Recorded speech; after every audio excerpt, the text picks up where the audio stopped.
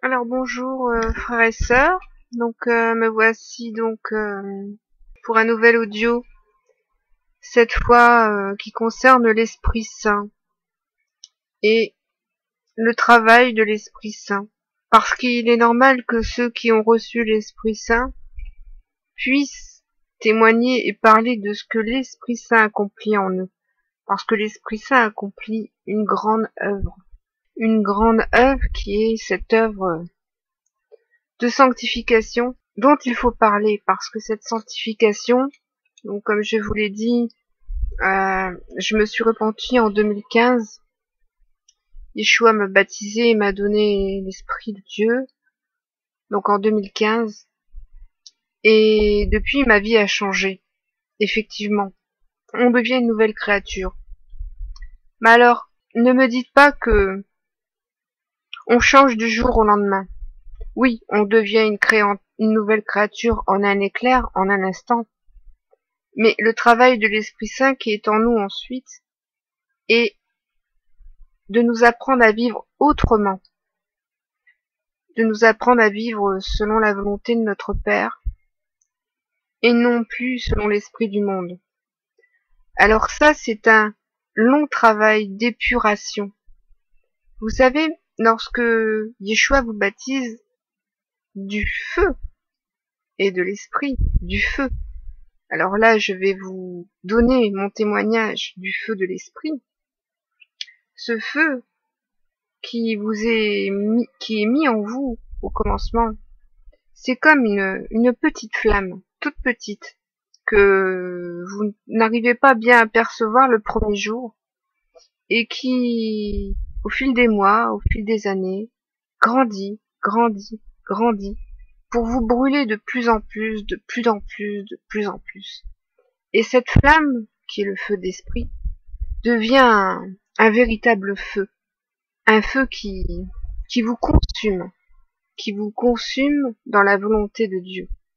Et ce feu a pour but de vous épurer, de vous épurer, de vous affiner, de vous rendre parfait, de vous rendre saint. C'est ça qu'accomplit en vous l'Esprit de Dieu. Et c'est ce témoignage-là que je veux vous donner aujourd'hui. Ce témoignage de ce que l'Esprit a accompli en moi en 3 ans. J'ai changé mes habitudes de vie progressivement, petit à petit. Parce que Dieu sait très bien que, en tant qu'homme, on va pas pouvoir tout arrêter du jour au lendemain. Tout va se faire progressivement. Parce que l'Esprit qui est en vous va vous épurer progressivement. Par ce feu qui va grandir en vous progressivement. Et à la mesure que ce feu va grandir en vous, vous deviendrez de plus en plus saint. Ce feu grandit à la manière dont vous devenez saint. Parce que ce feu, c'est une puissance. Votre chair, qui a été complètement domptée, vaincue par le sang de Yeshua, est docile, on va dire, docile à ce feu de l'esprit qu'elle reçoit en elle. Et cette chair va obéir progressivement à ce feu qui la brûle, qui l'anime, qui l'épure. Alors, ce que je vais aborder dans mes audios suivants, c'est tout ce que l'Esprit m'a enseigné à travers cette épuration. Toutes les choses à laquelle il m'a amené à comprendre. Parce qu'il faut bien comprendre que l'Esprit Saint, l'Esprit de Dieu, c'est aussi l'Esprit de la loi. Alors, vous allez bondir, hein, vous allez dire, ah, la loi, il n'y a plus de loi, etc., etc., etc. Non, il y a toujours une loi. Il y avait une loi écrite sur des tables de pierre, maintenant cette loi est vivante. Elle est l'esprit de la loi. Yeshua est l'esprit de la loi. Il faut bien comprendre que Torah veut dire loi, mais aussi veut dire enseignement. L'onction de l'esprit vous enseigne. Car l'onction de cet esprit, c'est l'esprit de la loi de vie, la loi de liberté. Vous savez, quand les hommes disent que la loi, c'est la loi de la mort, non. C'est le péché qui vous donne la mort, ce n'est pas la loi. La loi, elle vous condamne, certes, mais elle vous enseigne sur ce qui est mal, pour que vous ne le fassiez pas. La loi n'a jamais été une loi de mort, Ça, c'est un faux enseignement que l'Esprit de Dieu, que l'onction d'Esprit et que l'Esprit de la loi m'a appris. Cela est faux. La loi a toujours été la loi de vie pour les hommes. La loi a été donnée pour les hommes afin qu'ils vivent, non pour qu'ils meurent. C'est le péché qui fait mourir l'homme. Déjà, voici l'un des enseignements que j'ai reçus de l'onction de l'Esprit. La première chose que l'Esprit m'a appris, m'a demandé en quelque sorte, et là c'était même pas l'Esprit qui me l'a demandé, c'est carrément la voix du Père qui s'est adressée à moi. Il m'a dit que je devais lire sa Torah. Alors vous savez, en 2015, quand je suis née à nouveau, je ne savais pas ce qu'était la Torah. Je ne savais pas ce que voulait dire ce mot. Je pensais que c'était un livre. Un livre, oui, mais pas la Bible. Je pensais que c'était un livre, un autre livre que la Bible. J'étais complètement ignorante dans ce domaine. Et Dieu m'a dit, m'a répondu que non, il fallait que je prenne ma Bible, que il fallait que j'apprenne sa loi et ses commandements, et que la Torah était dans la Bible. Et j'ai vu que effectivement la Torah fait bien partir de l'ancienne alliance et bien dans la Bible. Et donc l'Esprit de Dieu m'a conduit à la Torah, déjà pour commencer. Et en tout premier lieu, à ses commandements. Ses commandements. Et particulièrement le Shabbat. C'est la première chose qui m'a été enseignée, c'est de faire le Shabbat. Et de le faire le bon jour. C'est-à-dire le samedi, du vendredi au coucher du soleil, au samedi soir au coucher du soleil. Ça, c'est les premiers enseignements que j'ai reçus de l'Esprit de mon Père. Et aussi ne plus du tout allumer ma télé et ne plus du tout regarder ma télé. Ça aussi, ça a été les premiers enseignements que j'ai reçus. Sortir de Babylone, parce que dès que vous naissez de nouveau, il vous sort tout de suite de Babylone, c'est-à-dire de l'esprit du monde. De tout ce qui est les œuvres de l'esprit du monde. Toutes les œuvres de l'esprit du monde. Et toutes les œuvres de l'esprit du monde, c'est beaucoup d'œuvres. Beaucoup d'œuvres qu'on serait obligé de pratiquer parce que nous sommes encore dans ce monde. On n'a pas encore été enlevés. Et l'esprit nous apprend à ne pas pratiquer ces œuvres, même si nous sommes dans ce monde et même si l'esprit du monde nous tente à le faire. Parce que l'Esprit de Dieu ne veut pas que nous fassions partie du monde et des œuvres de l'Esprit du monde. L'Esprit de Dieu veut que nous pratiquions que des œuvres de justice, de vérité, pour glorifier le Père.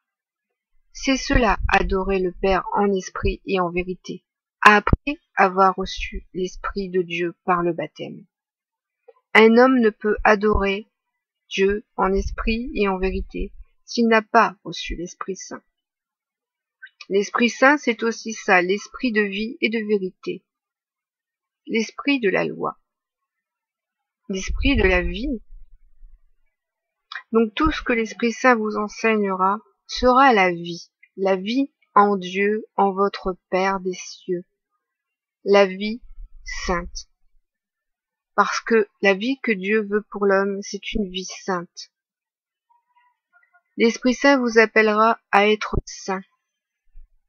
Parce que Dieu s'engendre un peuple parfaitement saint, une nation sainte, une postérité sainte. Donc c'est l'onction de cet esprit et ce feu qui va vous épurer afin que vous deveniez saints. Il ne va pas vous épurer des péchés, parce que vous avez été lavés des péchés par le sang de Yeshua précédemment, avant d'avoir reçu cet esprit. Cet esprit-là va continuer l'œuvre du sang de Yeshua en vous. Et il va vous amener à la sainteté. Et il va faire grandir ce feu en vous. Et ici, je vais vous citer la parole des Écritures, parce que lorsque l'Esprit vous enseigne sur son onction, il vous envoie la parole pour confirmer ce qu'il vous a enseigné. Et là, je vais donc vous lire Malachie, le chapitre 3 de Malachie. Car c'est tout le travail de l'Esprit Saint qui vous est annoncé dans Malachie 3. Voici, j'enverrai mon messager. Il préparera le chemin devant moi. et soudain entrera dans son temple le Seigneur que vous cherchez, et le messager de l'alliance que vous désirez. Voici il vient, dit l'Éternel des armées. Qui pourra soutenir le jour de sa venue? Qui restera debout quand il paraîtra? Car il sera comme le feu du fondeur, comme la potasse des foulons. Il s'assiera, fondra et purifiera l'argent. Il purifiera les fils de Lévi. Il les épurera comme on épure l'or et l'argent, et ils présenteront à l'Éternel des offrandes avec justice. Alors l'offrande de Juda et de Jérusalem sera agréable à l'Éternel, comme aux anciens jours, comme aux années d'autrefois. Je m'approcherai de vous pour le jugement, et je me hâterai de témoigner contre les enchanteurs et les adultères, contre ceux qui jurent faussement, contre ceux qui retiennent le salaire du mercenaire, qui oppriment la veuve et l'orphelin, qui font tort à l'étranger, et ne me craignent pas, dit l'Éternel des armées. Car je suis l'Éternel, et je ne change pas. Et vous, enfants de Jacob, vous n'avez pas été consumés. Vous voyez ici, le Père le dit, ils n'ont pas été encore consumés, car ils n'avaient pas reçu l'Esprit Saint. Mais nous, sa nation sainte, nous recevons cet Esprit Saint, afin que nous soyons consumés dans le feu de l'Esprit. Alors je vais vous faire un peu d'hébreu également, parce que l'une des premières choses aussi que l'onction de l'Esprit m'a enseigné, c'est de revenir à la parole véritable du Père, c'est-à-dire au langage de la création, qui est l'hébreu. Alors, c'est le livre des Jubilés de Moïse qui nous enseigne que le langage de la création est l'hébreu. Donc, c'est dans le livre des Jubilés de Moïse, donc c'est au chapitre 12. Chapitre 12, verset 40.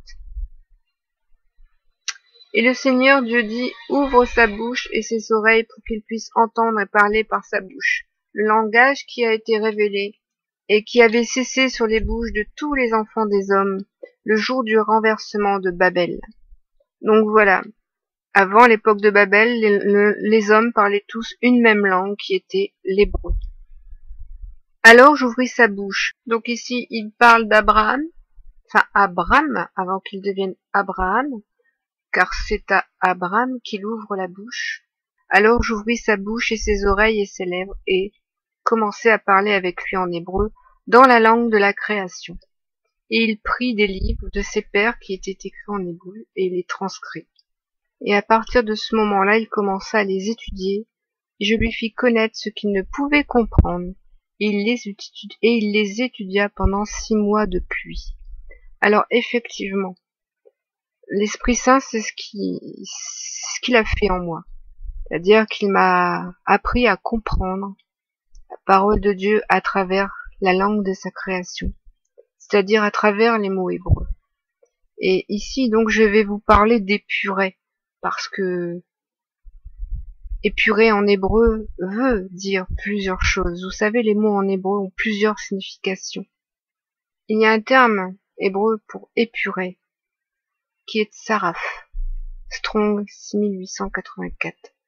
Alors, épurer veut également dire fondre, raffiner, fondre, mais mettre à l'épreuve, parce que lorsque l'Esprit Saint vous épure, il met à l'épreuve votre cœur, pour savoir si vous allez être fidèle à Dieu, et à ce que Dieu veut de vous, si vous allez être fidèle à ce que l'Esprit vous demande, et si vous allez être fidèle à sa volonté.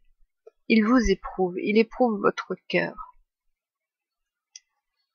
Ce terme veut également dire contrôler et éprouver la justesse, parce que oui, le feu de cet esprit contrôle votre chair, contrôle aussi votre propre volonté, pour la fondre dans la volonté du Père, afin que vous puissiez accomplir ce qui, par la chair, est inaccomplissable, parce qu'au-delà des forces d'un homme. C'est le feu de cet esprit qui vous permet d'accomplir l'incomplissable, le miracle, la gloire, la volonté de Dieu.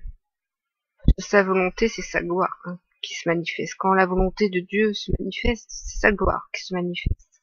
Ça veut également dire souder, comme on soude des éléments de métal entre eux en les fondant. C'est un peu de l'orfèvrerie. Dieu vous travaille comme dans un travail d'orfèvre. Il vous purge, il vous purge, il vous purge jusqu'à ce que vous soyez complètement saint. Jusqu'à ce qu'il puisse vous détourner de tout ce qui pourrait être une souillure. Parce que Dieu va habiter en vous. Hein. Donc, il ne va pas habiter en un homme qui est souillé ou qui se souille à des œuvres quelconques. Il va tout faire pour que cet homme soit saint et le reste, ça c'est important. Il va vouloir que vous restiez saint. Et ce feu de l'esprit qui va brûler en vous, soit vous allez le garder, ce feu, soit vous allez l'étouffer. Eh oui, parce que les apôtres nous ont bien mis en garde et le Fils nous a bien mis en garde que nous allons devoir rester fermes jusqu'au bout. Parce que vous êtes toujours dans le monde, la tentation sera toujours devant vous. L'esprit du monde va toujours venir vous tenter pour faire des œuvres qui sont contraires à l'esprit de Dieu. Alors, est-ce que vous allez étouffer ce feu qui brûle en vous? Ou est-ce que vous allez continuer à l'attiser par votre fidélité, votre amour pour Dieu? Parce que l'amour est un feu également. Hein. La parole aussi est un feu. Dieu est un feu. Quand la Bible nous décrit Dieu, il est un feu. Et sa parole est un feu. Parce que l'amour est un feu et parce que la vie est un feu. Une personne qui est morte devient froide. Parce que le feu de vie est parti de son corps. Quand elle est vivante, cette personne est chaude. Parce que le feu de vie est dans son corps. C'est qu'un exemple parmi tant d'autres. Mais c'est le feu de la vie. Alors, est-ce que vous allez continuer à attiser et à prendre soin de ce feu de vie qui est en vous? Ou est-ce que vous allez l'étouffer pour retourner à des convoitises, à des tentations? Ça, c'est toute la marche d'un enfant de Dieu qui naît de nouveau. Marcher selon l'esprit, marcher dans la connaissance que vous donne cet esprit, marcher dans la vérité que vous donne cet esprit, parce que si vous donne la connaissance, c'est que vous donne la connaissance de la vérité de Dieu, la connaissance de sa justice. Est-ce que l'homme va s'attacher ou est-ce que l'homme va se détacher? Voilà. C'est pour ça que il est dit que il y en a qui font partie du corps du Christ, mais qui sont des sarments desséchés que le Père coupera et jettera au feu parce que ils se sont non seulement détachés de ceux qui leur donnaient la vie, de celui qui leur donnait la vie. Et c'est pour ça que la colère de Dieu sera également comme un feu, parce que lorsque sa parole est manifestée, c'est un feu qui est manifesté. C'est un feu. Vous savez, lorsque on parle du buisson ardent, lorsque Moïse a reçu la parole de Dieu, c'était un feu qui consumait le buisson, mais sans le brûler. Alors maintenant, l'homme est comparable à ce feu, parce qu'il a reçu l'Esprit de Dieu en lui. Vous êtes ce buisson ardent maintenant, c'est vous qui êtes ce buisson ardent. Vous êtes consumé, mais vous ne brûlez pas, en quelque sorte. Ça, c'est une image que l'Esprit Saint vient juste de me donner à l'esprit. Vous savez, il fait très beau aujourd'hui, c'est l'été. Je voulais aller à la plage, je voulais profiter du soleil. Et l'Esprit m'a animé pour que je témoigne, pour que je fasse cet audio. Alors, vous voyez, là, j'ai été éprouvée, parce que qu'est-ce que j'allais choisir? Aller faire une promenade avant que l'orage arrive?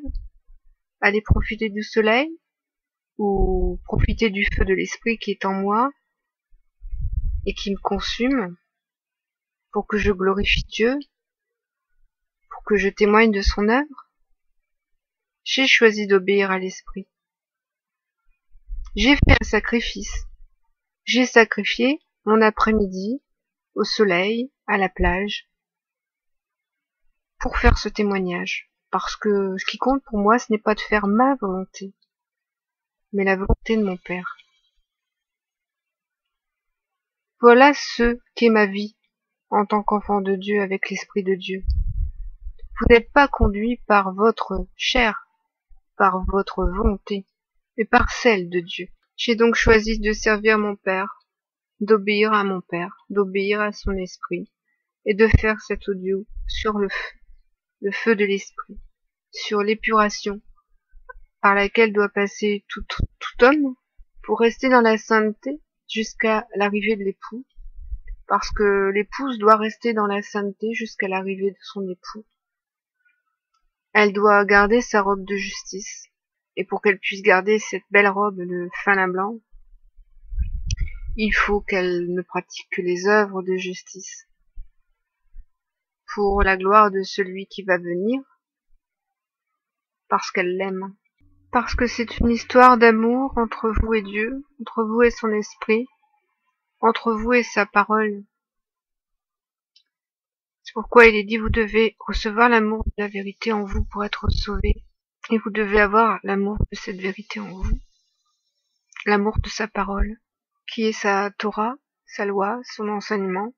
Vous savez, si Yeshua est la parole faite chair, c'est qu'il est la Torah faite chair.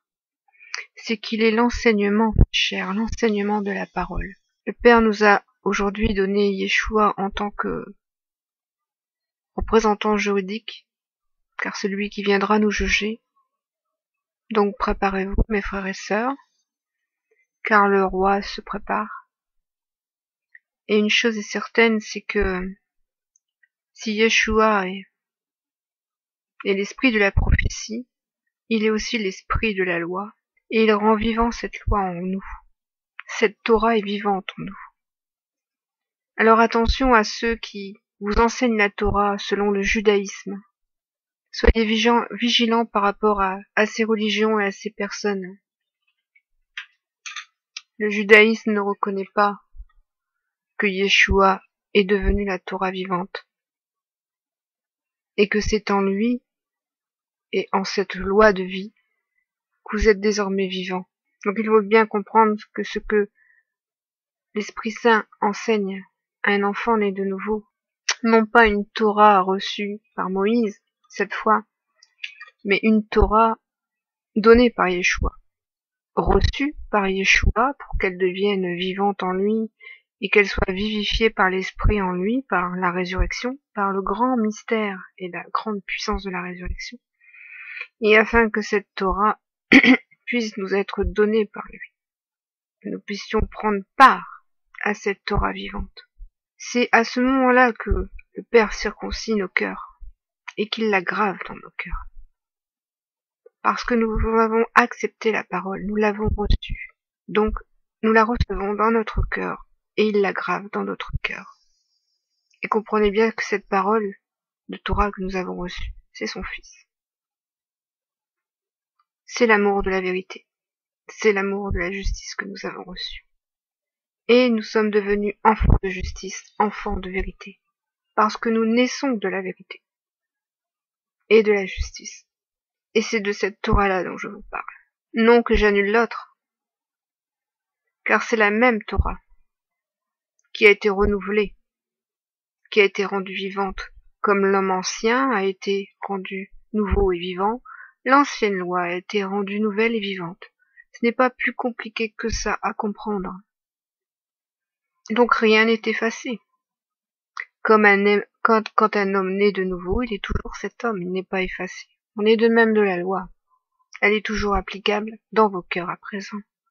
Pour la gloire de Dieu, parce que ce qu'il veut depuis le début, mon Père, c'est qu'on met en pratique ses ordonnances. Il ne change pas. Voici ce qu'enseigne l'Esprit Saint, ceux qui sont nés à nouveau et comment ils doivent marcher dans les œuvres de justice, dans les œuvres de vérité, pour la gloire de leur Père. Soyez tous bénis.